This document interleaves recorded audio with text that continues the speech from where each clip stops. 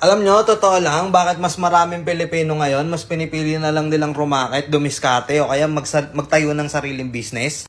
Kasi nakakabuisit maging empleyado.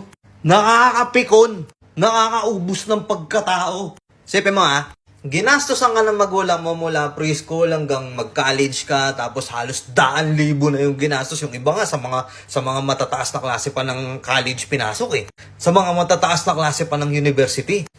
Di pa yon yung mga nagastos mo sa mga projects mo. Ang laki! Tapos ngayon, nakagraduate ka na, mag-a-apply ka ng trabaho ngayon. Ang kailangan sa trabaho, kailangan bachelor's degree ka. Tapos putang ina, sahod mo 350 pesos. 350 pisong putang ina. Anyway, syempre, kailangan mo ng trabaho, kailangan mo ng experience. Pasok ka ngayon. Papasok ka ng late kaltas. Undertime ka kaltas. Tapos mag-OT ka. Thank you. Wala man lang welcome.